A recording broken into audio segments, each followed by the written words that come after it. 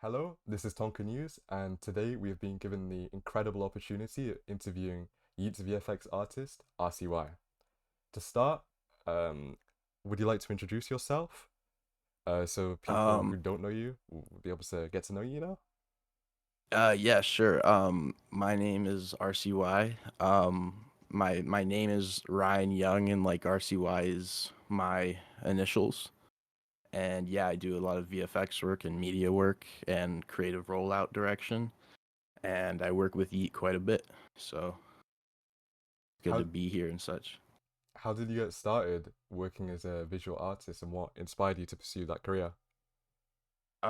So when I was around 11, I did a lot of like editing of like myself and making like a lot of like cringy like wanting to be a YouTuber type videos. And then I became a really big wrestling fan. And there was like basically a community that made like wrestling video edits, kind of similar to how like COD has a community with editing. And I Yeah. pursued that for a long time, just as like a hobby. And my music like basically changed a lot as I got older. And I think around high school is when I got into like working for certain like artists, and that led me into like the underground and doing a lot of like music video VFX for the most part, and then that progressively changed into all types of stuff like cover art, visuals, all types of stuff. So it originally blossomed from me just fucking around honestly in movie maker, and then it just progressed and progressed, and now it's my job, which I'm very happy about. But yeah. Do you remember what your first commission was? Like with VFX and everything? Yeah.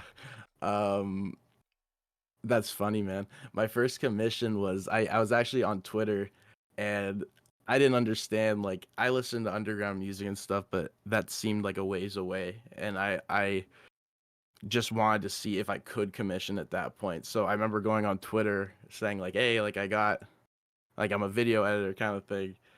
And Fortnite, this was like, not that Fortnite's not at its peak now, but this was like it was really popping. And some guy wanted like a Fortnite edit, and so my first commission ever was like a $50 Fortnite fucking like compilation or whatever the fuck, Like a and like montage? yeah, exactly. And like the idea that that was like my first commission is funny as fuck looking back at it, but like I wasn't even sure if people would pay me to do it, so I was just happy that he did. I mean, But everybody has to start somewhere, I guess. exactly, man, 100%, What softwares do you 100%. use to create your visuals? So it's kind of like a plethora of a lot of different shit. Like I think for a long time I just used standard editing software. So like growing up I used Vegas a lot, and then Premiere was a little more advanced, so I moved to that.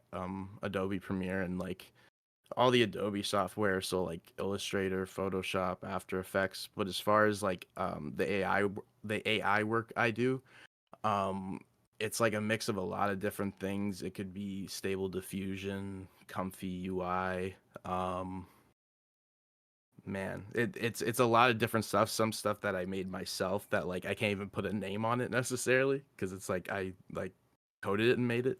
Did Um, somebody inspire you to do like the AI work? For example, there's um, people who are like big, kind of big recently in the underground and stuff like Edward Skeletrix and stuff. Did people like uh, that? yeah. So the AI work originally, I saw like little snippets of it in like the psychedelic music scene, like that Tame Impala kind of Oh yeah, area. yeah. And I saw people like kind of diving into it, and I wanted to do it for a long time, but I didn't know how to. I just didn't know how to. Um, and this was probably around like 2022, and I needed to like uh, develop a style that could like get people to actually see me. And luckily I got onto like the AI trend. Like I wouldn't say before it got big, but before it was like, you turn left and you see it. Like now it's Yeah. everywhere. Um, but I got onto it pretty early and learned how to do it. And it's cool to see how much it developed. And like, it's funny you bring up Edward because I would pay attention to what Edward does this year regarding people working with him. Yeah, I've So I've seen a lot of his work. I listen to his music. It's really inspirational, I'll be honest with you, for creativity. museum music is incredible, and I'm there's some interesting things with him that might be coming. I can't like confirm or deny, but um I would keep a lookout because he's a very very cool person. Yeah. I mean, did somebody teach you how to use AI, or did you learn it all completely yourself? So yeah, it's all self-taught. Like uh I remember I think a big factor as to why I was intimidated was even how to install these programs, because now they have ways that it's easier. You just install one thing, but when it was just starting to develop, you had to go into like command prompt and like put in these whole things into your like power Windows PowerShell and all this shit, and I Yeah. think it kind of deterred people from doing it because you look at it and you're like, what the fuck?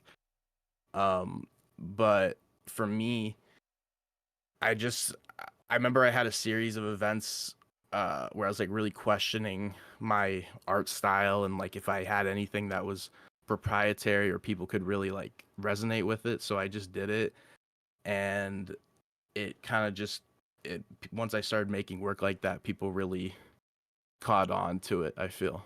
So I mean, it's a really like unique and niche version of visuals, which you don't really see a lot, especially before absolutely, then. Um, for sure. how did you get starting with making visuals? Um, just generally speaking, Yeah, generally or speaking. um, man,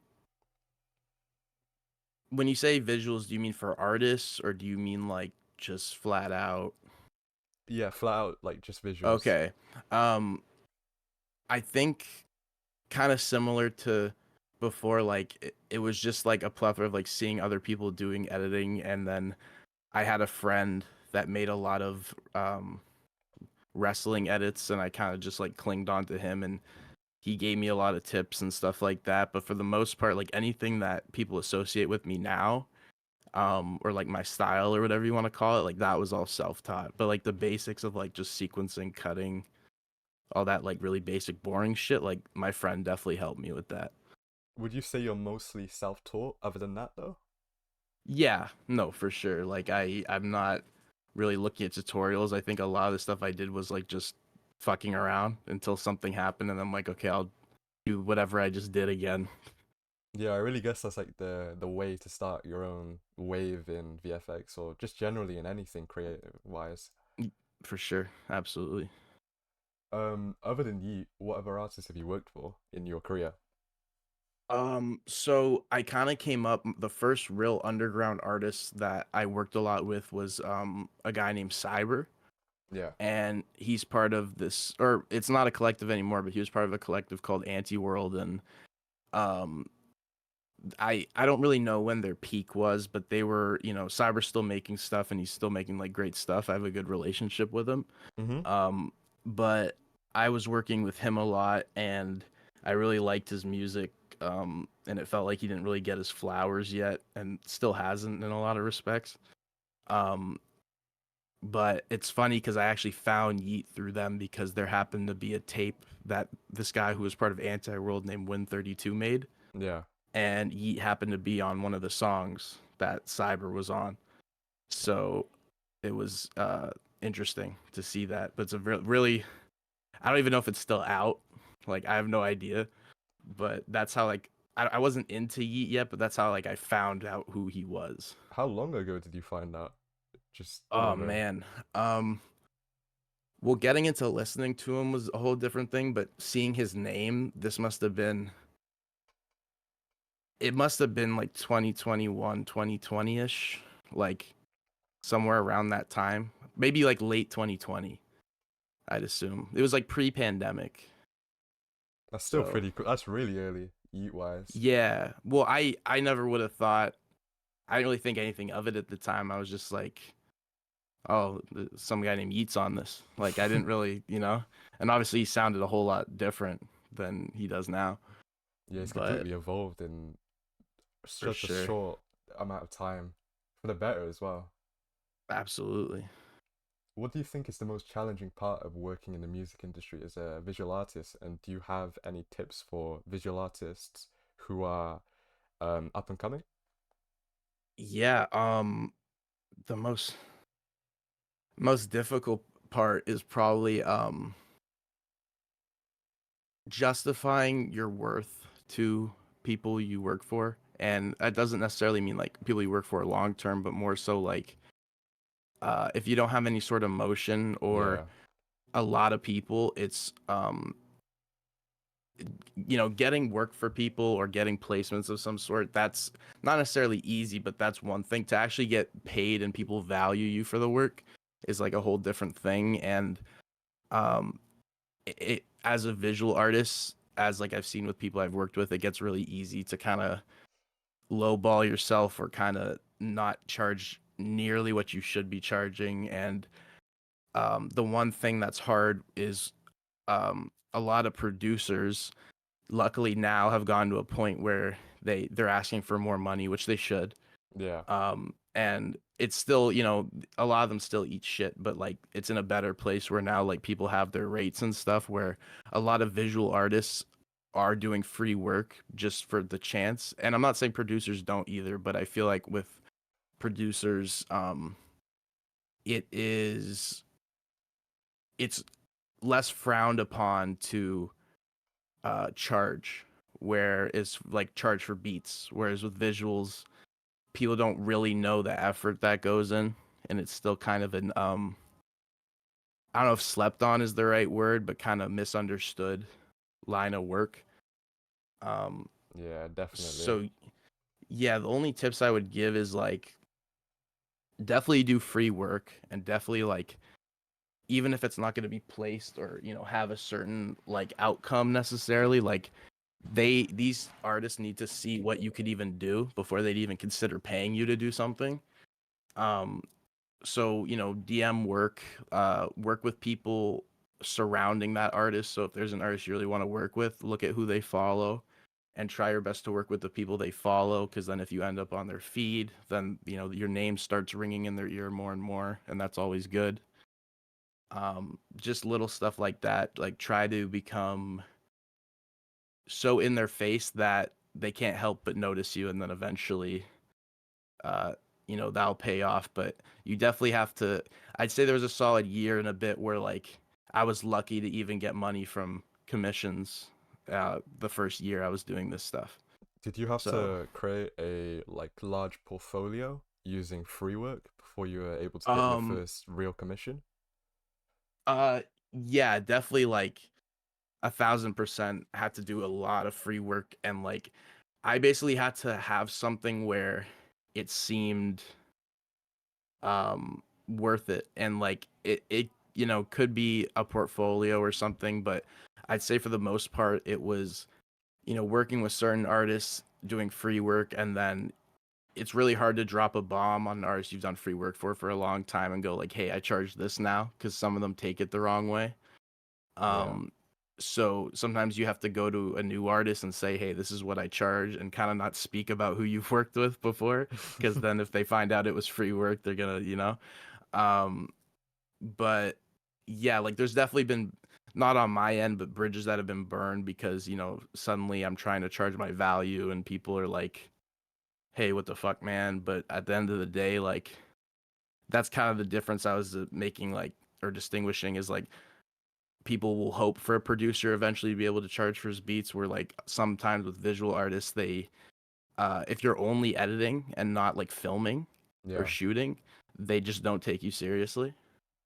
So it's a complex industry for sure. But I guess my only advice, and this is very long winded, I apologize, but I guess my It's only completely advice fine. would be my only advice would probably be to just make as much stuff as you can, DM as much as you can, even if they ghost you or read it or whatever. And if there's a specific artist you want to do work for, work with everyone around him as if it's like a spider web, because they will inevitably see you if it's good work, if it's solid stuff. I think that's good advice for everything media related, I'll be honest with you. Mm-hmm. I agree. How much longer do you plan on doing VFX for? And do you plan on maybe working in a different line of media later on in your career? Yeah. So there were honestly a lot of times when doing VFX work that I just thought about straight up quitting. And I think people kind of romanticize this stuff, and they're like, if you don't believe in yourself every single day that you're going to be the greatest, you're not going to be. And I think there's a lot of merit to that opinion, but at the same time, like, I think a lot of us are bullshitters and like don't want to admit that like there are days where we're like, what the fuck am I doing? Like Yeah, I think a lot of people kind of glam it up and make it seem like they never doubted themselves, where like I just think it's human nature. If you are putting so much into your work and maybe not getting a response, or it's silent, you feel a type of way. um and like I do see myself doing this for a long time. But it's already changing. Like for a long time I thought it was going to be strictly music videos, and now it's changed to cover arts and rollouts and all these different things. So it's kind of becoming more of a creative director ish vibe. As far as down the line, I'd love to still be involved with media work in some form, but I really pride myself on, I think I execute well in trying to plan roll out creatively how it's a music, how a single, how an album, whatever it may be, is distributed to people, how they interpret it. yeah.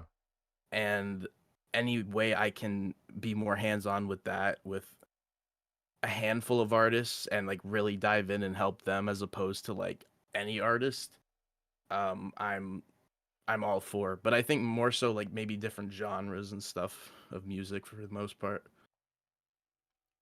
For like the Tonka on the King Tonka EP, you created Hmm. the cover art for it, correct?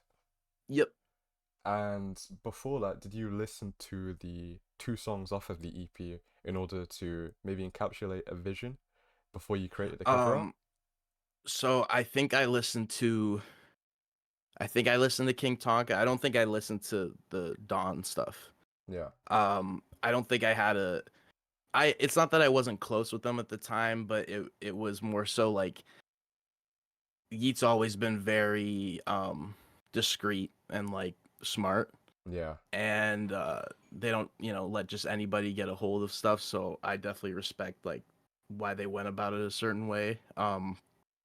But yeah, I did do the cover art, and a lot of my work is, sometimes it's directly, or sometimes it's like through Zach, because Zach has a lot of creative vision himself. Yeah. And it's kind of a collaborative effort between the three of us.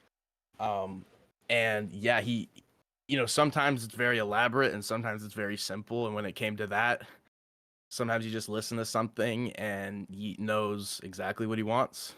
And, I did my best, but I'd say that was not 80 to 90% Yeats, like what Yeat wanted. I mean, Um, it's really, really cool, I'll be honest with you. Thank you. I appreciate that. I really do. What was the first project that really made you feel like you've found your unique style as an artist? Um, Man, I think it's funny because I probably have two answers to that. Like, I could give you probably what on the outside people would assume is, and then I have like personally, I feel like I still haven't found it yet. Um, but I think on the outside, I think 2093, that rollout is where people started to kind of see like what my style is, how I approach it. Um, and like just that whole general rollout of Lifestyle Corp. Um, but I'd say the first time maybe people really saw I had a style was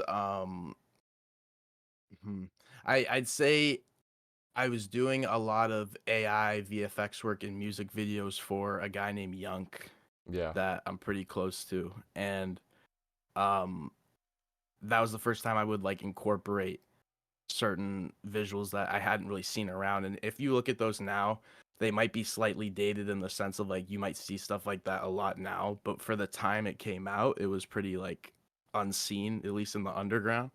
very So experimental. For sure. At the time, it was very like it wasn't everywhere you looked. So, Yeah, I mean, your art style is very unique, especially with the 2093 rollout. It really encapsulated, especially in the promotional media, like what we hmm should be expecting, for the album. thank you. I appreciate that.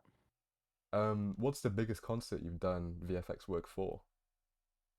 Um, so I could be wrong because Yeat's done a lot of shows, but I if I'm guessing, I would say it was either I don't know if it was Beach Please or Wireless. Like I'm not sure the actual event name, but it was in Romania, I think.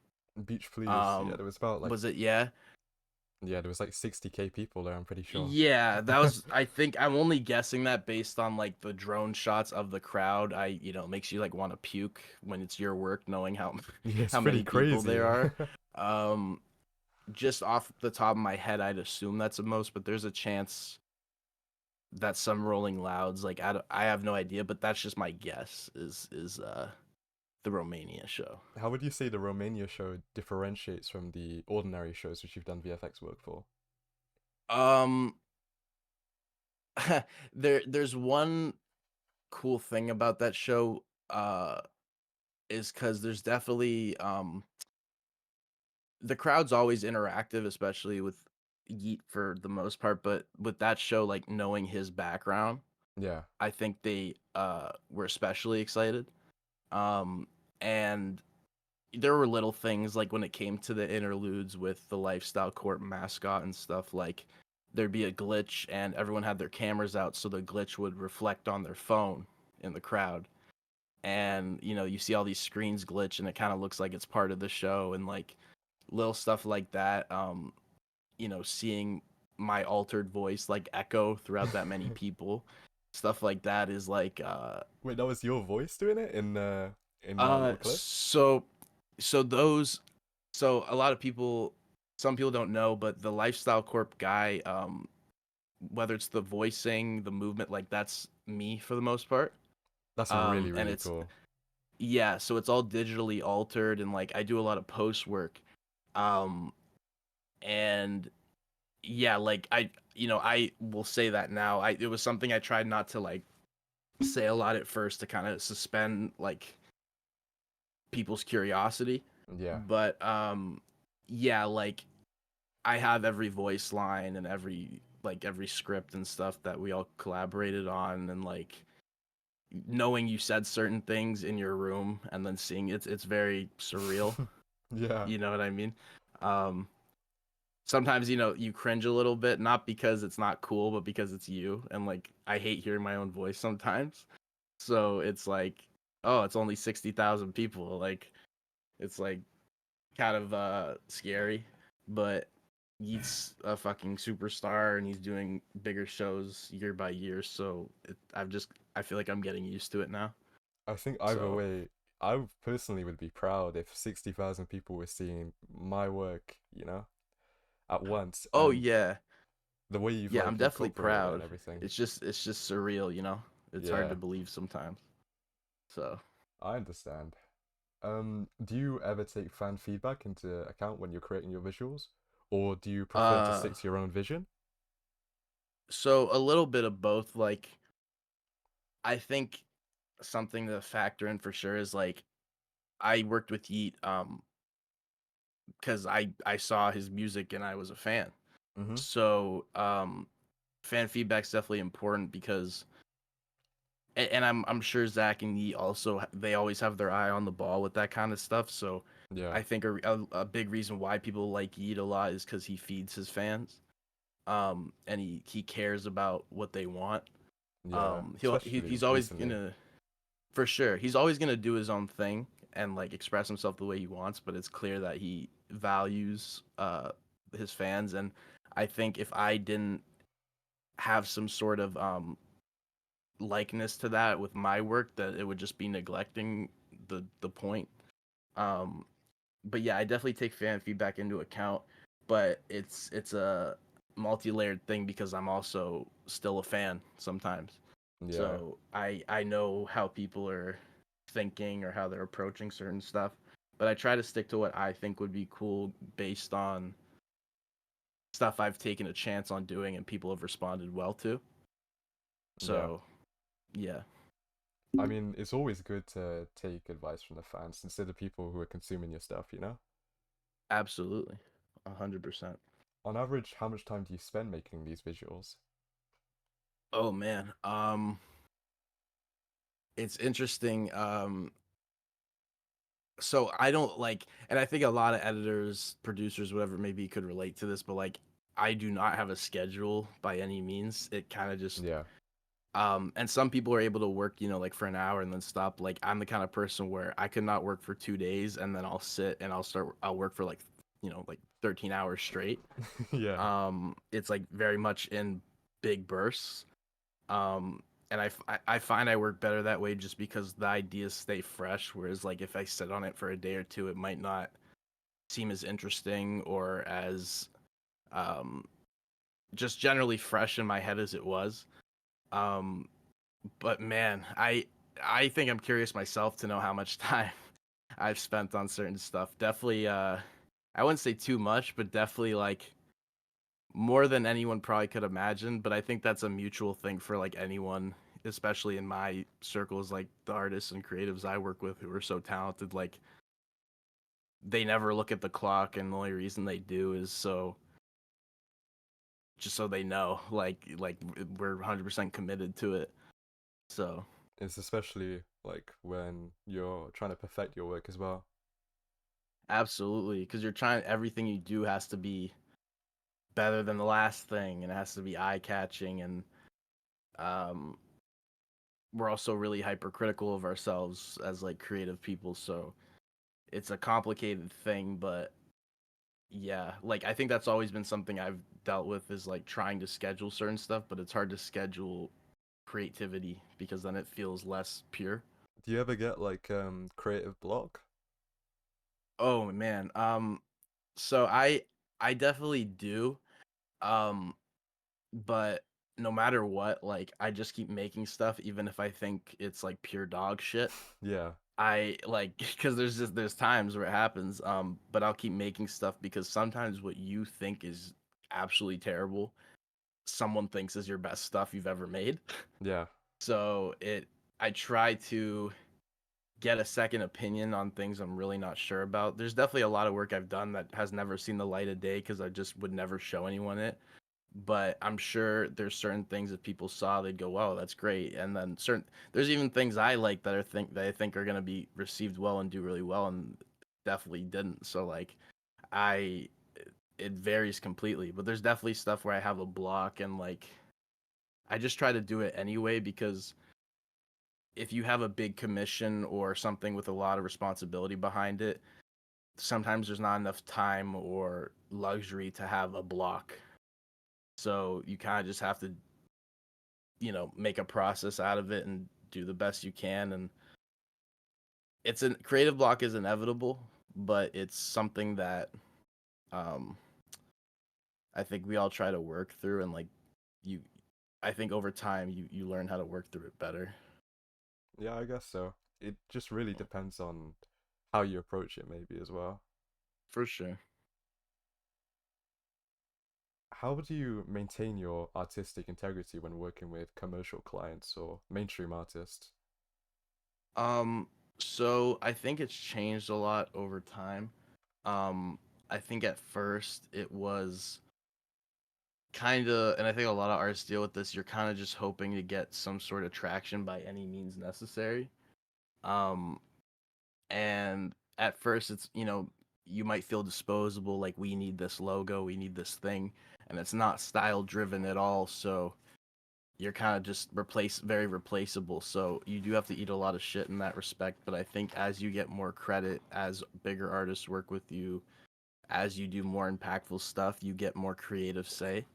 Yeah. Um, and I think you just have to. Everyone has ideas and creative contributions that are worth it, but in this industry, you kind of have to prove that they're worth it. And um, sometimes that's really toxic and sometimes that's understandable. It kind of varies from artist to artist, but um yeah, like creatively speaking, like I always try to give my input, and I think over the years as I've done bigger stuff, I've been able to do that more and more. So, in the beginning, did you find Yeet or did Yeet find you? So I definitely found Yeet around the I was very big into like music video editing, so like obviously like Cole Bennett, Yeah. .com Nirvana, all these people, and two people I really kept up with were Mosh Pit and this guy named Speeder. And I saw the Sorry About That video, and I thought that was, crazy, and like I had never really heard anybody like that before.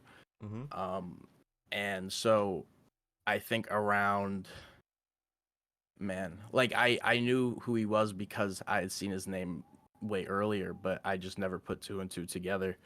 Um, and then I saw uh, over the course of the weeks like the Get Busy hype and um like music videos from Up to Me and stuff like that, and then I got like really immersed into his stuff. Yeah. Um and yeah, so I definitely found him first, 100%. What work have you done for Yeet over the years? So it started with a guy. I was doing AI visuals, and someone that worked with Yeet um was talking about how Yeet wanted stage visuals that were AI, and this person was in direct contact with someone I know who's like from Toronto, like me, named Bolt, who did the Two Alive cover. Yeah. Um, and he just basically said like, I know this guy, he does AI stuff, because at the time it no one was really doing AI stage visual, like it wasn't pretty much it wasn't super big yet. Yeah. Um, and yeah, he recommended me, and then I started DMing him, and um we got everything organized, and it was very like over the course of weeks. um uh Jack from Honest was someone I had looked up to a lot, and I started talking to a lot more, Mm-hmm. and he was on tour for that tour, so he this was for the Afterlife tour basically. Yeah. um and he kind of helped me facilitate getting those visuals done, and uh, I had wanted to work with Yeet for a long time, and I tried to work with kind of the spider web analogy I made earlier, like trying to work with everyone around Yeet to get Yeet to see my stuff. Yeah. Um, so I already looked up to Jack a lot and wanted to work with him, and he just so happened to do a lot of Yeet's videos. Um, so I, kind of facilitated and like planned through him getting these visuals placed, and it ended up, I think from there, just started a continuous um, relationship of relying on me for stage visuals, and it just kind of grew from there. And then I think the next time after that, um, he had a show in the UK for Wireless, Yeah. um, and I did stage visuals for that, and these were completely new ones. And this was the first time Zach had hit me up himself. Um, and over the course of time there was little things here and there that I did for them. um and then there's visuals for other shows like Warsaw, and like little things here and there, and then they had the as time went on more stuff happened, and then uh they we kind of they saw the AI stuff I was doing, and AI kind of played a lot into the theme of dystopia, and kind of this world that kind of is misunderstood but corporate, but like Yeah. and evil, and like this vision that he had for 2093 was so interesting, and I think me and Zach and him collaborate a lot on what visually that could look like, and then they really buckled down and took time, and then we started doing the rollout teasers, which was that was big for me. Um, and then they had the 3/20/93 shows, and that's when I like went really hard and put everything into that to Yeah. make those like really. I was at the Brooklyn one too, and that was crazy. Yeah. Um, and then there's like cover arts, and then the Eurolife tour I did the visuals for, and what else? Then lifestyle came about, and we did a lot of lifestyle stuff. Um, and that kind of and a bunch of visuals for Rolling Loud, obviously, and then there's Coachella coming up Yeah. in April, and I'm gonna go really hard for that, like try to make it as fresh as possible because we want to. Coachella's a big deal, so we want to Yeah. really go crazy for that.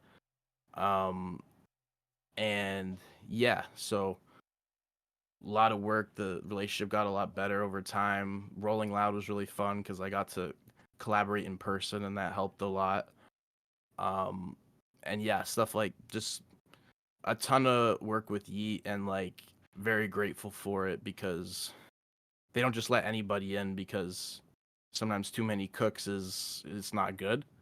Mm-hmm. Um, so I was grateful to like develop that relationship and like get to do more with them for sure.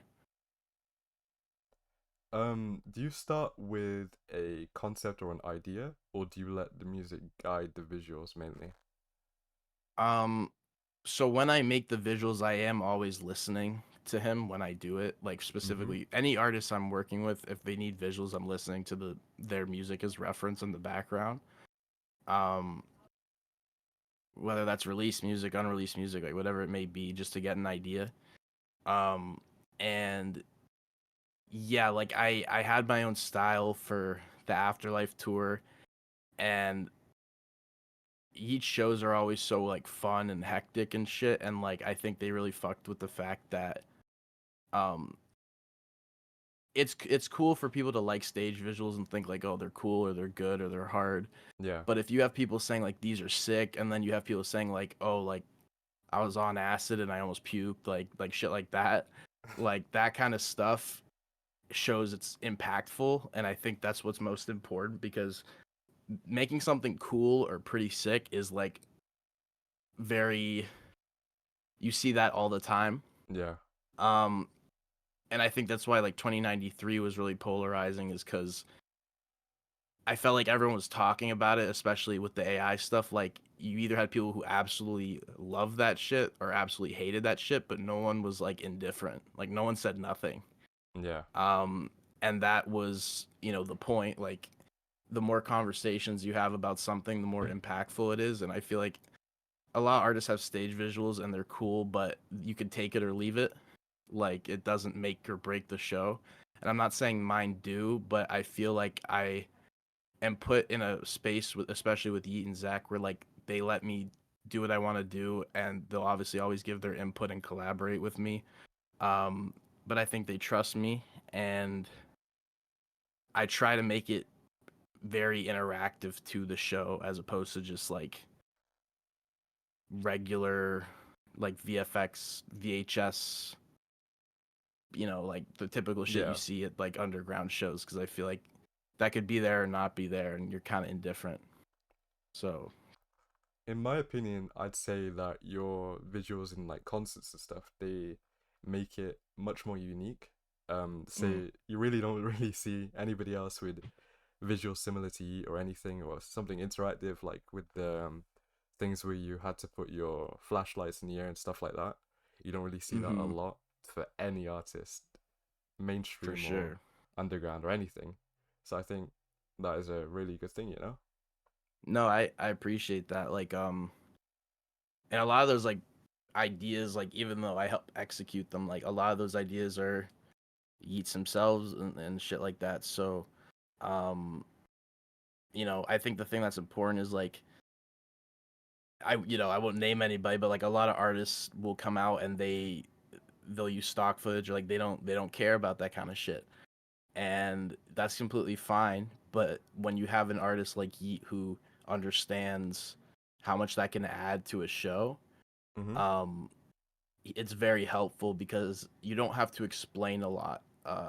They just get it, and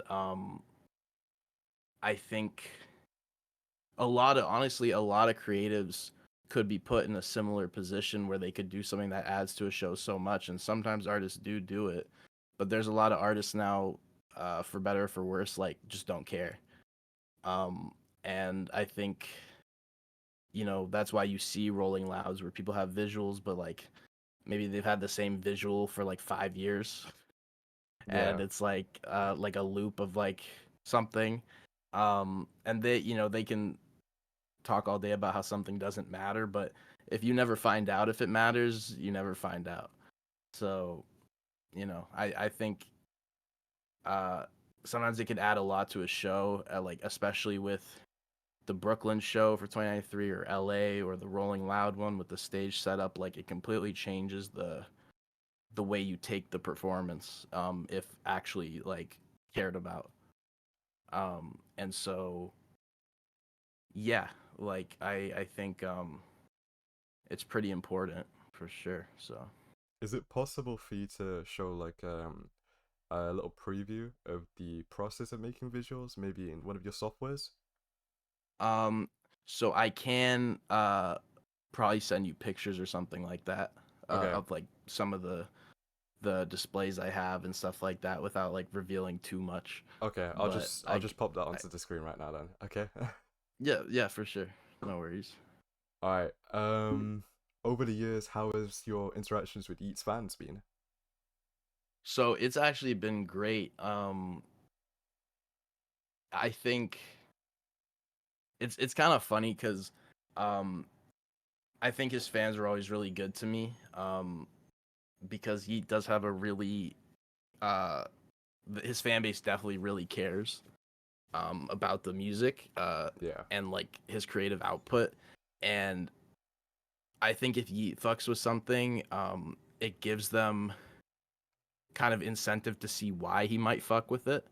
And so they've always been very good to me. I think around the 2093 time, um, you had fans that loved my contributions, and you had fans that like, oh, why is there this AI work, like not knowing how I actually did or made certain things, just kind of having a certain perception of AI.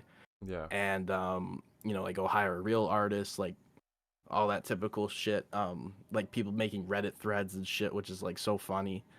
um but I think time is funny because those same people that maybe gave me shit are a lot of people where when lifestyle came around, they were like, oh, I really like that rollout. So it's just funny because people switch their opinions a lot, and I think time makes the heart grow fonder for sure. So some people maybe came around. Some people were indifferent, but I think for the most part, the fans have always been really receptive and appreciative and good towards me, I'd say. Yeah. So I mean, they really should be. Your work is really, really amazing. Uh, thank you, man. I really yeah. appreciate that. What's next for you in terms of your work with Yeet? And are there any upcoming projects which you're excited for? Um, so as far as my work with Yeet, there's obviously Coachella coming up, and I Yeah. really want to do some big things for that. But I think the fun thing about Yeet is you never really know, Yeah. and and I think a big reason why there's trust and such a good working relationship is because uh, they trust me to keep it close to the heart.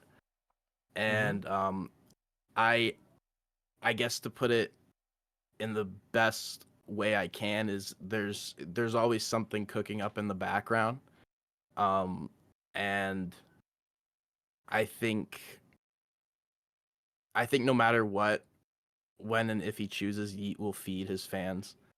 And um, although I can't really get into specifics of what I am doing, um, Yeah. there's always something. So there's no breaks with him. I mean, it's So completely understandable why you can't really go in depth with stuff like that. yeah, for sure. And I'm sure there's things I could say and stuff like that, but I think it's more so like it's just more fun, like to Yeah, just see people kind of surprised by something or whatever. building the So suspense and stuff, you know? exactly, but for a good amount of time, not for 4 or 5 years. Yeah. So you know what I mean. But like, yeah, like suspense is still good. It always helps. Do you plan to work with other artists, maybe in different genres in the future? So yeah, there's definitely even this year there's other artists that I have plans to work with, whether I've talked to them or we just plan to do something down the road. I think I'm always gonna be associated or work with, Yeet and Yeet's team because Yeah, I they've done so much for me and I think our styles are just so cohesive and I've just always had a really good time collaborating. Um, so I'll always pour like 1,001% of my attention into Yeet. But yeah, there's no handcuffs in that extent. So there's definitely artists I want to work with. There's one you mentioned earlier that may or may not come to fruition. yeah, Um, there's a bunch of artists I've talked to that are interested in certain stuff, whether it's like regarding album rollout and stuff, or just stage visuals, whatever it may be. As far as expanding, I don't know if it's gonna be this year or maybe late this year, but I definitely wanna. I grew up. I didn't even really listen to rap or anything like that. Like I was really into like grunge and rock and shit. yeah, And it kind of changed as I grew up, and now it's like a plethora of all types of stuff.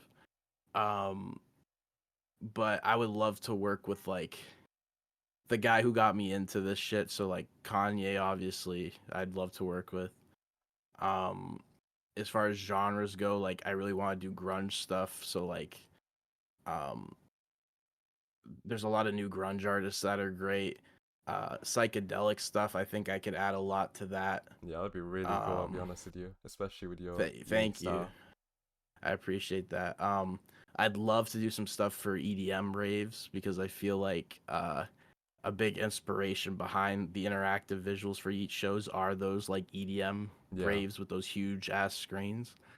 Um, so I feel like I'd fit well into that category. But yeah, I definitely want to expand genre wise. But I'll always um not just out of loyalty and gratitude, but just out of pure interest. Like I love contributing to Yeats World. So I don't think there's ever a worry about that straining or I'm very yeah. grateful and excited about everything that comes. So What's your long-term vision as a visual artist in the music industry? And is there an end goal? um well, long term I definitely want to like I I I think I definitely want to head in like a creative director kind of direction, as far as definitely creating work, but being more of a Swiss Army knife, not being needed for a specific thing. And I think Yeah, that's changed a lot now. Like there are a lot of people that you know that I'm very grateful for want to work with me purely because I'm me, as opposed to like me making a specific thing, and I'm very grateful for that. Um, and I think long term, I don't really, I don't think I look too long term just because I tend to be an anxious person about like existential things. mm-hmm, So I think if I look too far ahead, I'll just psych myself out. But I yeah, definitely I think when everything's said and done, I don't really care if people loved or hated my work, whatever it may be. I just want them to like kind of have a level of respect for it or see me as someone who definitely made a contribution. Whether they like that contribution or not is like up to them. I don't need everyone to like the work I've put out or resonate with it necessarily, but just that they respect the grind of it, the that I how much effort I put in. yeah, Um, Mostly like my peers. Like I care about the fans or whatever that like take it in, but I look up to so many people in my circles as far as video editing goes. So um, just their respect and just that like just influence. Like if people can look at something and be like, his contribution was necessary, as opposed to, oh, you could have took it or left it. I think that's what I care about long term. I think that's pretty cool, I'll be honest with you. Overall. Thank you. Um, do you think that, or how do I word this? How do you see AI progressing in creation of visuals in the future? And do you see it as a threat to your career or as a more helpful tool? Um, so this is a great question because um, I've answered it in other ways before, but it's kind of a question I like because I think a big thing when it comes to the stuff I make regarding AI is people kind of thinking I'm shooting myself in the foot, in the sense of I'm kind of building a career associated with AI, and then there's the fear of AI kind of taking me out. So it's almost ironic. Yeah. But I think people don't understand that like I'm very aware of that and like I'm not naive to it. Um, and I think no matter what, AI is going to progress, and I think just like anything else, there are going to be people that use it uh, to enhance their creativity, and there are going to be people that use it to be super, lazy and efficient. And I think AI is such a scary word for people. Even though we've had so many forms of AI for so long, they just weren't called AI. And anything that's machine learning that picks up stuff is in things we do every single day. Yeah. Um, it's just once this word got attached to something, it immediately is like a big no-no, like taboo thing. Um, I kind of make an analogy to a lot of people where, let's say hypothetically AI, there is some sort of downfall, and this is beyond no return kind of thing, and it does make a bad impact. Let's say I kind of make the analogy of there's on the Titanic, there's this story I read like years ago about this band that was playing on the Titanic while it was sinking, Yeah. and they just continued to play to kind of try and calm the passengers, I think. And I always made that analogy because let's say worst case scenario, AI is just gonna fucking ruin everything. I Yeah. want to be the band that's, well, hey, we're already fucked. Like, let's just try and make the most of this and do cool stuff while it's cool. Um, and yeah, like a lot of the AI work I do, I try my best to not only like use my own models and use my work purely, so I'm not stealing from anybody, and train the models off of my own work or stock photos that are royalty free, like going through big extents to make sure there's no stealing involved, even though people, they don't know what they don't know, so they're just gonna assume.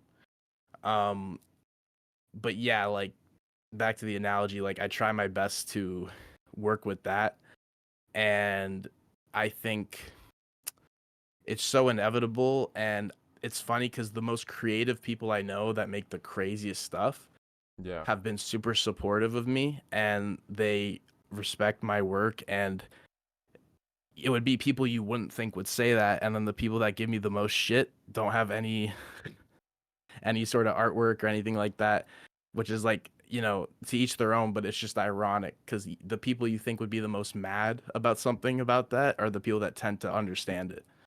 So yeah, I think it could be fucking awful in all honesty, but I want to poke fun at it with my work the same way with 2093. There were a lot of people in the comments like, it's, funny you're talking about the future being so great yet you're using AI, but that's like the point, right? Yeah. Like that's the whole point. I've made visuals that are directly, poking fun at the use of AI and like how stupid it can be. Like it's definitely, there's consistent themes with it, and I think I'd just be naive to not acknowledge like how it can be used for, like awful lazy work as well. But I've only received a lot of criticism regarding that from people that are not my peers. So it's not that I don't take it seriously, but I think people just don't know what they don't know about the process of it and stuff. Yeah, So especially since like everything's really theoretical. Like we don't know what's gonna be in store for the for future, sure, you know? for sure, But it could be really 100%. cool or it could be really, really bad for everything, you know?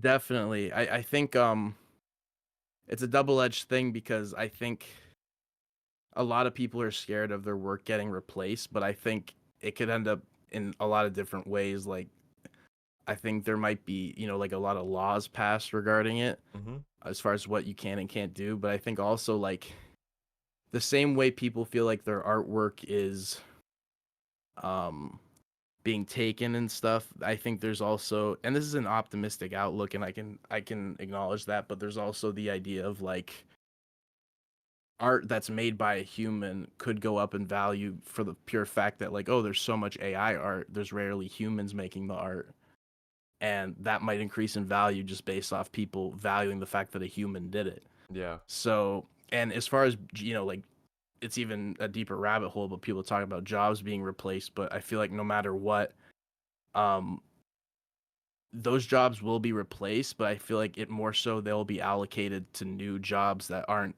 even jobs yet. So jobs that you wouldn't really like. I definitely think there are going to be people in trouble, but the same way how you have like it's kind of a crazy take, but like no one in 19 how do I put it, like in 1920 you don't go up to someone and say, yeah, like I'm a engineer for an artist, because they Yeah. would look at you like that's not a job. I think when that time comes, what's considered a job and all that stuff, it's just going to shift like it always does because there's always going to be demand of some sort, whether that's actually making.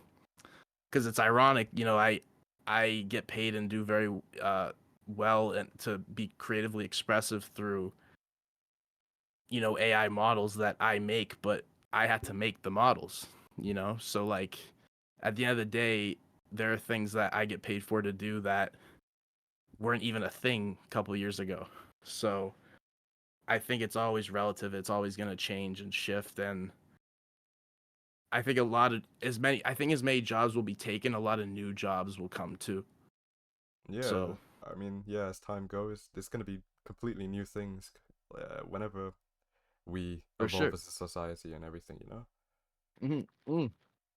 Well, you look at Nvidia or any of these companies, it's like they, these are companies that are employing, a shit ton of people, and like the demand for those specific jobs wasn't even a thing Yeah. before. So I think there's always going to be it's always going to be put in check, but I think it's inevitable by any stance. Like you can't take the toothpaste out of the tube. Like AI's, it's coming. So Yeah. you can't do anything about it really. If you could tell yourself or tell your younger aspiring self one thing, what would it be? Um hmm That's a good question. Yeah, it's a hard Um question, I think. yeah, for sure. I think I'm not gonna be a fucking asshole and be like nothing. But I will say, I definitely think I would tell him to make shit even if you think it's bad, because I think for a lot of years there was a lot of good shit maybe I made, and looking back, that I didn't think was good at the time. Yeah. Um, and I guess all I would say is like just make shit even if you think it's bad. Just make stuff, because eventually someone or you will resonate with it in some way, whether that's you seeing how far you've come or maybe you slept on it and didn't think it was as good as you do now.